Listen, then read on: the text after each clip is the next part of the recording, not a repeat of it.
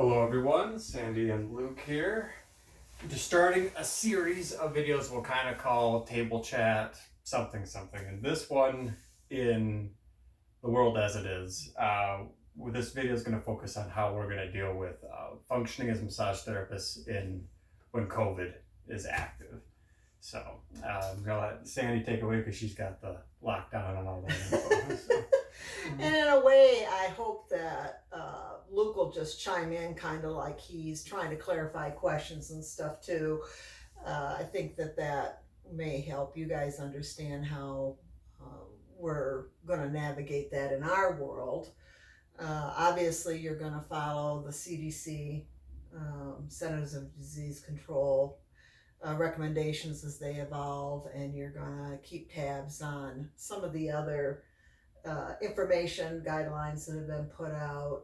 I've been following this very closely, partly because of the textbooks that Luke and I write, and also because we have a school and suspended classes until fall, but that's coming up on us, so we're going to need to figure out how we're going to function there. And we also have a franchise-based spa that we opened about a month ago, and we've had to figure out how to do reopened. Reopened, and figuring out how to navigate those policies. So let's start out with the mask thing. Now, Luke and I don't have a mask on right now because we actually are... We live right next to each other. Yeah, so we're in a family unit kind of a thing. But there are a lot of different kinds of masks. I've got one on now. It's some that I had made actually. They're 3-ply, and they have the tie. The inside against your mouth is white, and then the backside is a beige. They meet the requirements for a handmade mask or self-sewn mask. I like these, Luke, because I tie them right around my neck, not so tight that it bothers my throat, and then I can easily pull it up and adjust how I'm going to tie that. I can't stand anything behind my ears. And then this has to come down. Now the keys on this are that you don't have any gapping here, and that this is tight through here. As limited as possible in terms of their openness, especially drooping. You'll see a lot of people have a tendency to let these fall down past their nose. And I see an awful lot of people walking around and functioning with these masks on with their nose out, and that's not protecting them. That's not, it's not protecting each other. No. So it's not.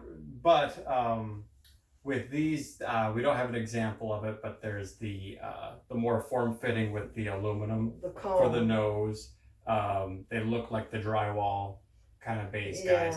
They have the elastic rubber band style, but it's the same. It goes one at the neck, one above the ears and behind the head. Then you have these style, which this is one of the single-use guys. Right? But they're the ones where there's the bungee cord that goes around the ears right here. So you can see, depending on the size of it, I have to maybe take this and open it up to get it to cover my nose effectively. And then you have to check and see if and you just feel, there's a little bit there. Nothing can be absolutely perfect, but these are the things that you need to check to make sure your mask is effectively on. Do I have as much a limited space right here and here? And does it come all the way under the chin? Under the chin too, yeah. And hold. Can't be like anything like this. That's not gonna work. And it behooves you if you are functioning. Now, if you're an employee, then naturally the employer should be making sure there's some accessibility. Obviously, as we've seen in many businesses, it can be you customer / client should not be entering without a mask on. That's right. It may behoove you to get a box of these single-use guys just in case. Who knows, maybe their mask gets damaged inadvertently or something or the other. They forget it. But worst case scenario, maybe they can call you from their car and you could leave one just outside the door. There's things. So I say just maybe, I don't know how, I'm sure these are easier to get a hold of these days than there was at the They're beginning. better. These are non-medical. No. Yeah, so there's the medical surgical ones too, and then there's the N95s. Yeah. I just read a study where they compared the N95s to the med surgical to these 3-ply cotton, tightly woven cotton hand sewn masks, and there's a lot of patterns and stuff out there. And of course, the N95s, which are the ones that the medical professionals use, that are in direct connection with people that have COVID, they actually prevent you from getting COVID. The rest of these masks do offer some protection, but mostly my mask protects you. And then my mask protects you. And so, but that's why both participants need to be wearing the mask. So we can't get complacent in that only the therapist is wearing the mask. That's right. Or only the client is wearing the mask. The part that is maybe going to be just a touch controversial and tough for people to get their heads around is that for us to be operating safely, both the client and the therapist should be wearing a mask from when they are meeting and doing the intake to during the entire hands-on session to post. And our recommendation on this is that you keep people prone for as little time as possible. We've talked about using side lying more in the past anyway. It turns out that now that's even more important than ever. But being able to work with a person prone, i.e. face down, with a mask on, it's just a matter of doing some additional bolstering, making sure they're comfortable. And then if at all possible, limit your time in prone and try to use side lying.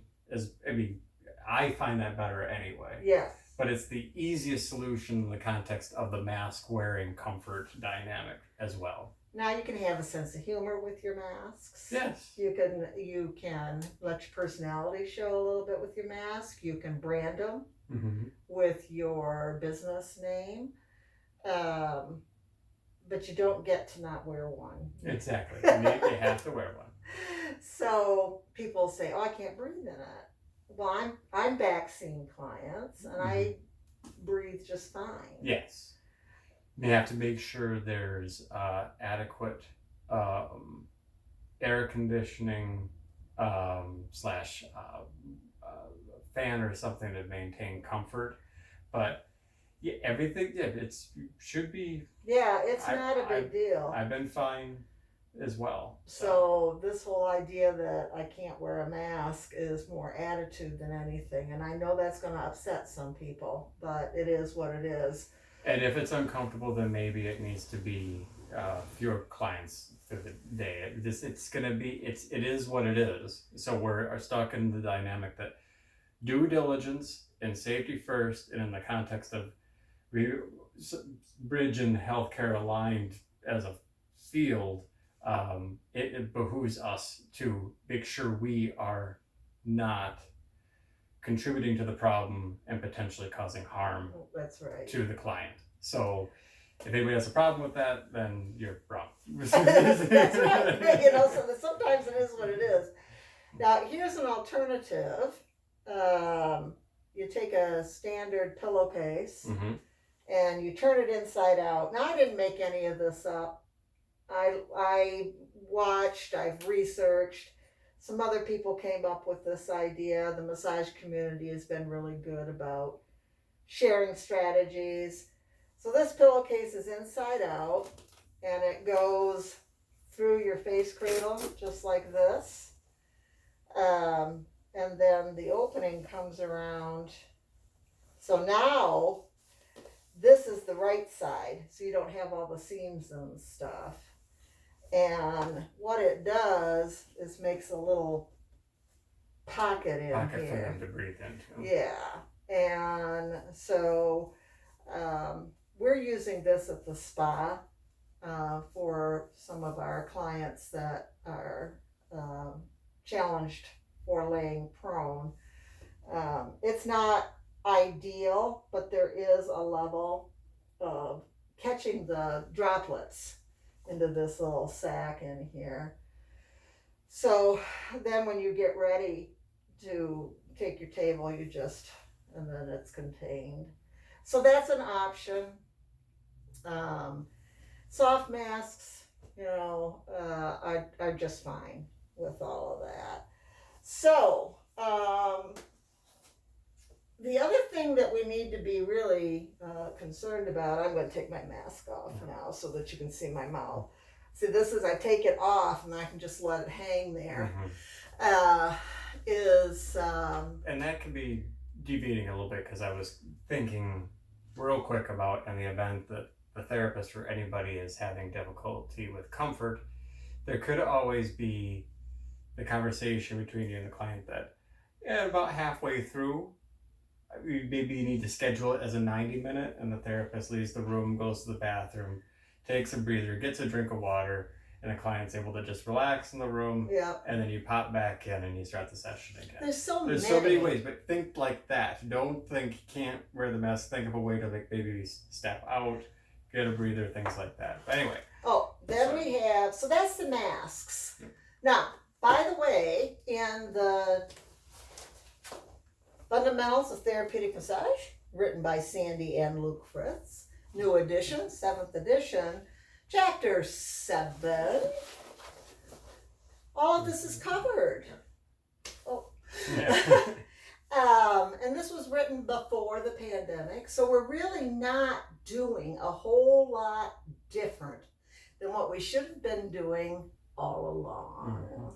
The only real difference between what we should have been doing all along for sanitation and safety is the mask. Absolutely.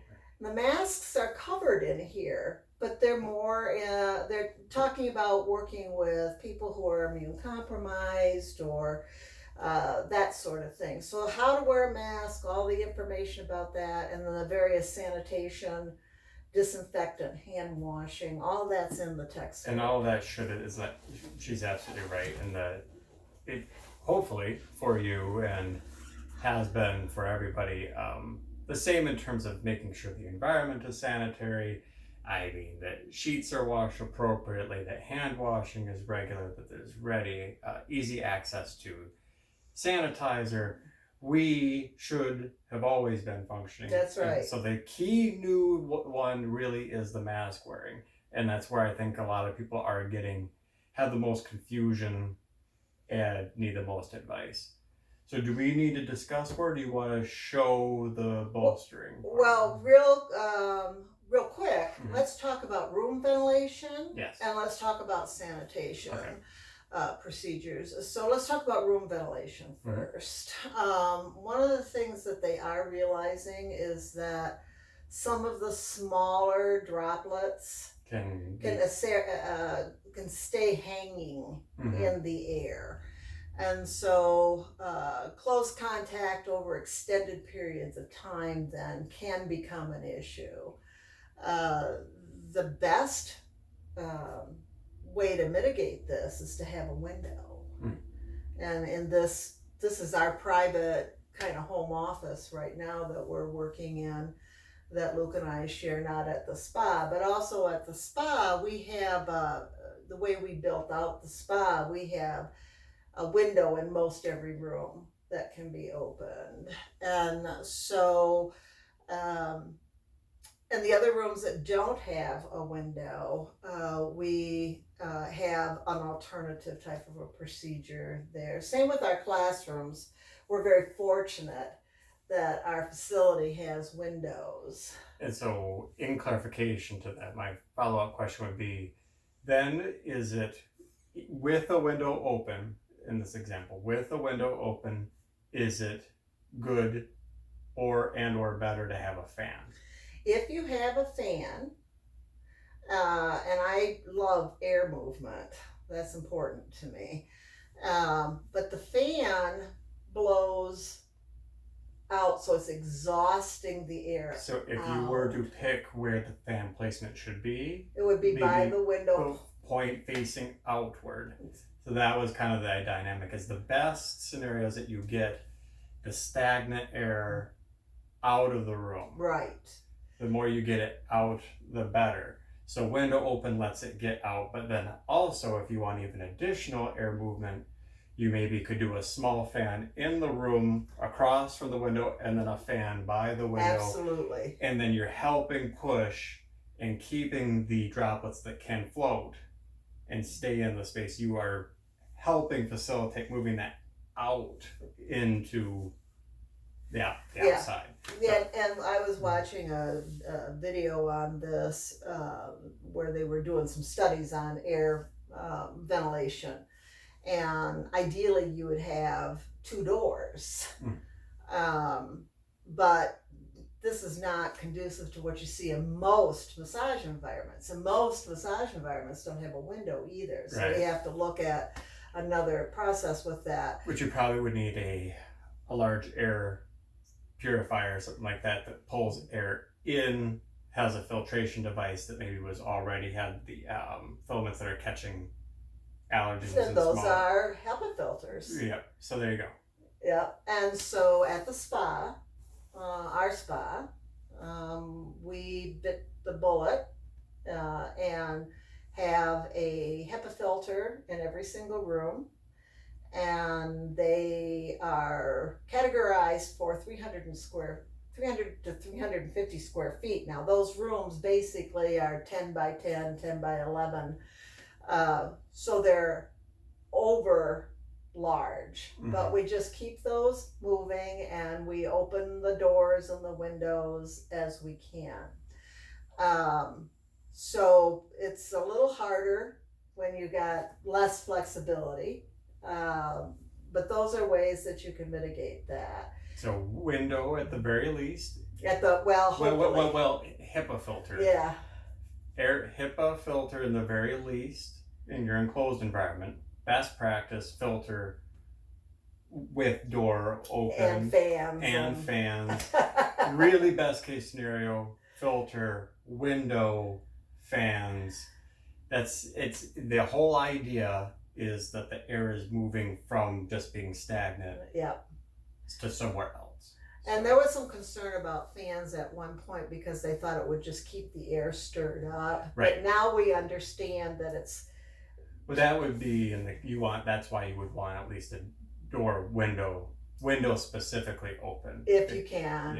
Yeah. Or your HEPA filter. But fan with filter that is still fine because I would think you maybe want the fan at a slower velocity aimed at the filter to try to push that air through there to get purified. And we're all just doing the best we can, But these are recommendations and just things to think about depending on your work environment, your options. Hey, we have I know some of our students that are seeing clients and they're seeing them outside. Yes, they are. In like a gazebo. Now that's a very nice situation to be in, but wearing masks outside in the gazebo, it's perfect. That's wonderful. So you can see your clients outside, but that's unrealistic. So. And this brings up another point with all these things we're talking about, Luke, which is this doesn't discount the importance of caution and prevention, but you can become so over-focused that you become overwhelmed, and that it becomes so much of a burden that you're not going to do the key things that you need to do. The key things are wash the hands regularly. Wash. Sanitize. We'll talk about those in a minute. Wear a mask. And keep your room ventilated. And if the best that you can do is between sessions have a big box fan that you open the door and then you have the air blowing out, then that keeps that air exchange going. And most facilities have air conditioning. Yeah. And most of those air conditioners are pulling outside air in. There are some that don't. They recirculate air within the room, and you don't want that. But most don't do that, especially in commercial buildings. So that's also another prevention. But if you feel stuffy and you feel hot, then you're going to feel some discomfort with the mask. Absolutely. So that's the other point too, is proper ventilation is going to help with comfort of mask wearing. So the two will hopefully happily go together. Now, do we need to talk about solutions? So sanitation. Yeah. Again, there's been a lot going on with that. And we are going to use at school, and we are using at the spa, and we use here in our own little private office, alcohol, 70% is our main disinfectant. Which is also cost effective. When you can find it, you can get it at about $1.20 to $1.50 for 16 ounces. You gotta look. 70%. I forget how to say it. The isopropyl. Isopropyl. Yeah, that rubbing alcohol. And you know, they used to do massage with rubbing alcohol.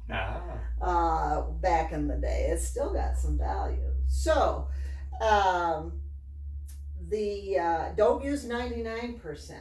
No. Some of that's being sold. That's too caustic. If you have to buy that to have access, you're good at the 70%. Yeah, then you'll have to dilute it. And be aware, she and I actually took a look at some of the new sanitizers that are available, which are great. Usually the ones that come from like distillery, stuff like that. Yeah. They're wonderful for the hand usage, but they're a higher percentage. They're like 80%. They're significantly more expensive. And one way or the other, all of this is going to smell like alcohol. But better, it just smells like rubbing alcohol than vodka. So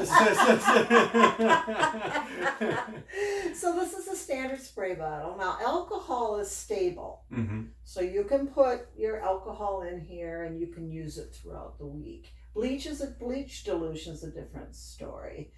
So this is the big one that I use for the table.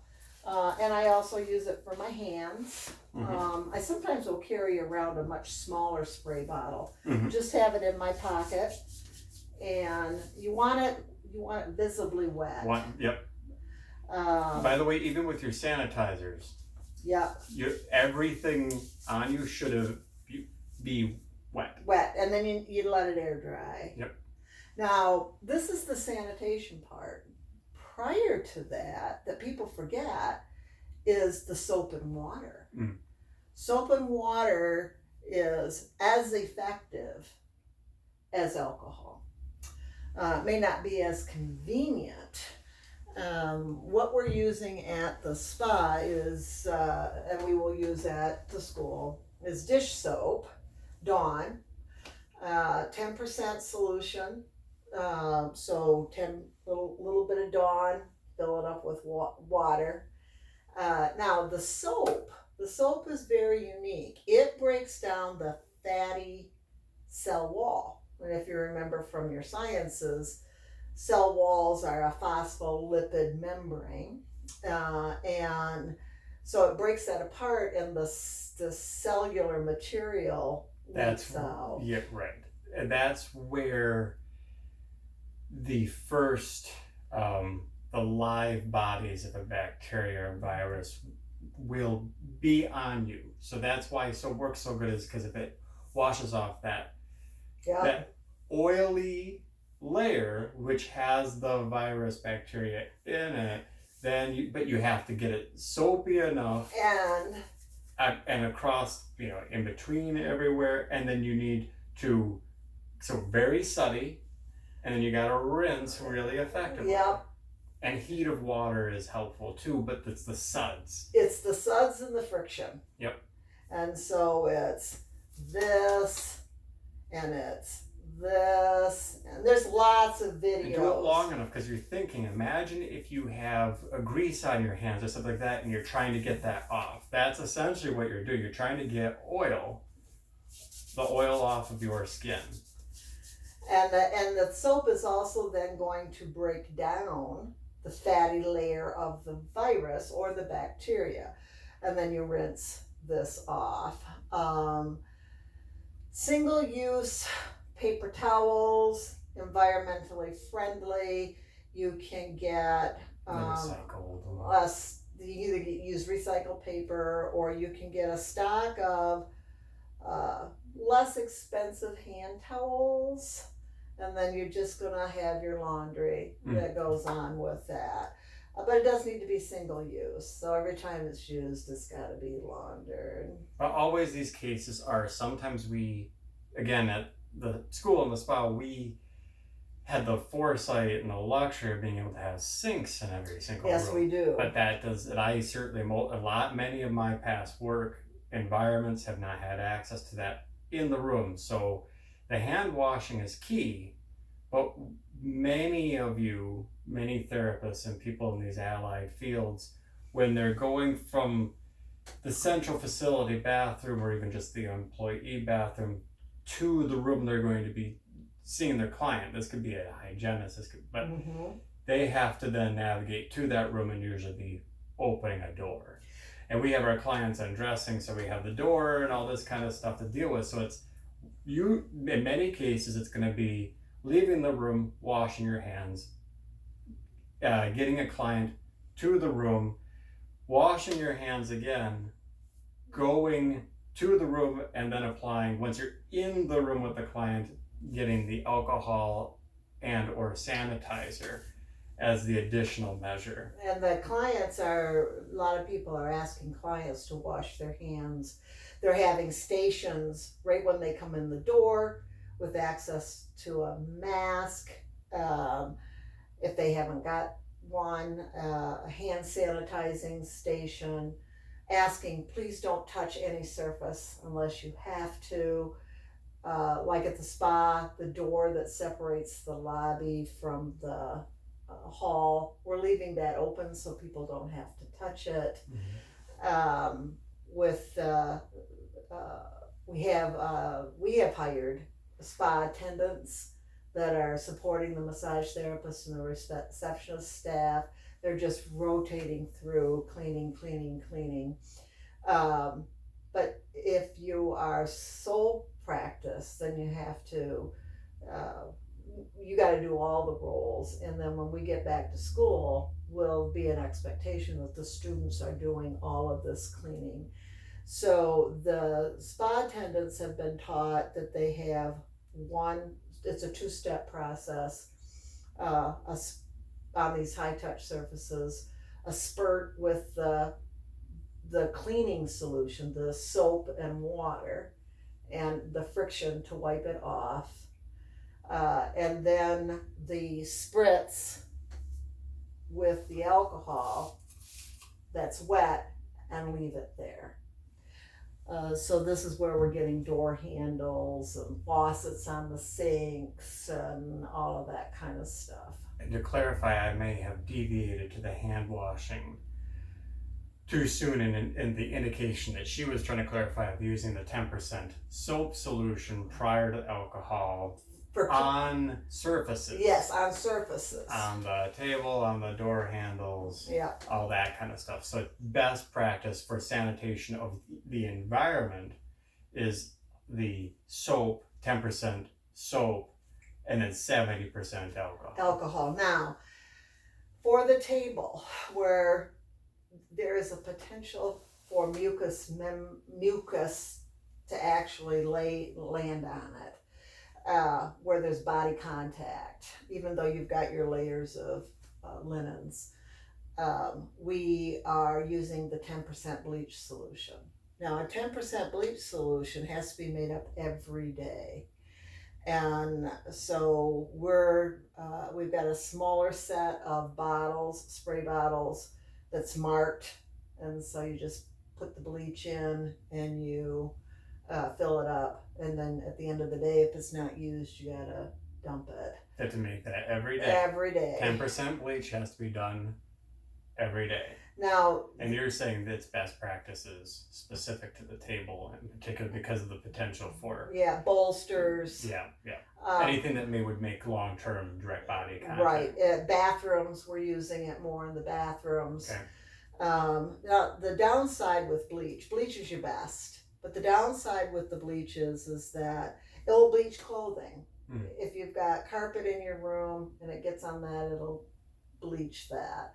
So where we have hard surfaces, like in the bathrooms, then the bleach solution is the better way to go. You still clean first, then you spray your bleach solution on and you let it air dry.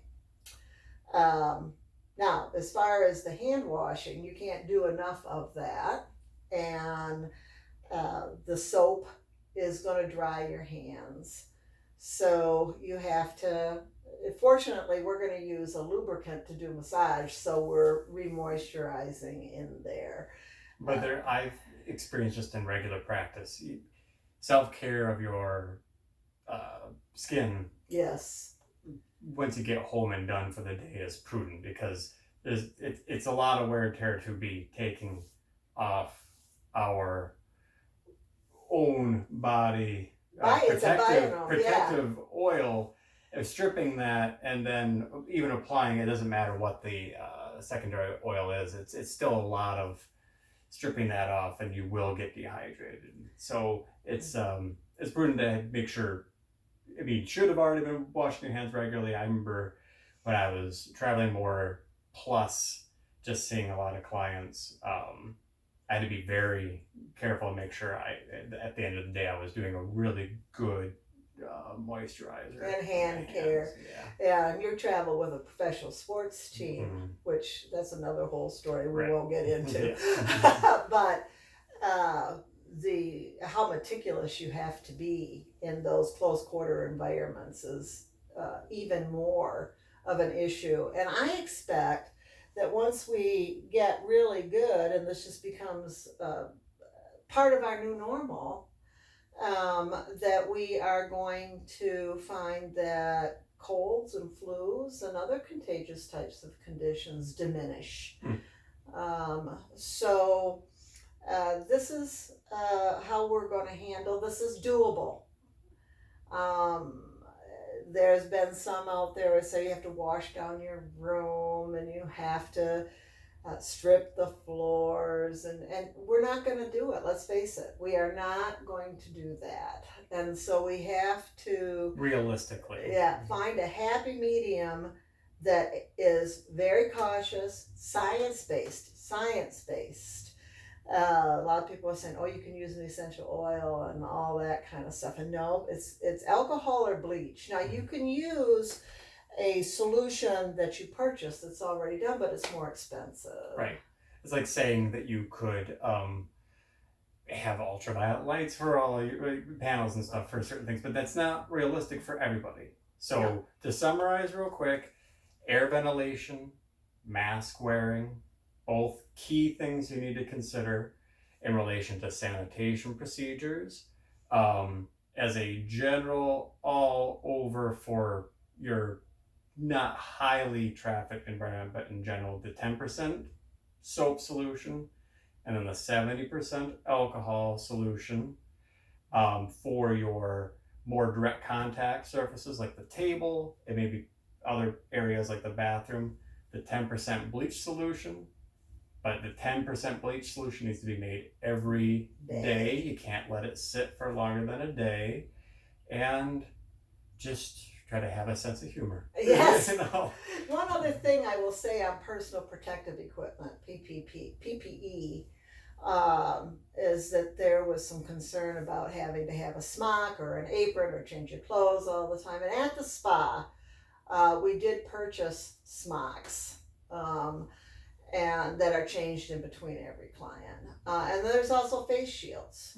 And our esthetician has to use a face shield. So these are things that you need to do first to feel comfortable and safe, and that some will need, there's a risk tolerance thing here, Luke. Some people are a little bit more risk tolerant and others are a little less risk tolerant. And that's where the variation will come in on how meticulous you are. At the same time, what you just summarized, that's the essence of it. And that you can't let slide. Nope, don't let that slide. And hand washing. And hand washing. wear your mask. Covering your nose and your chins.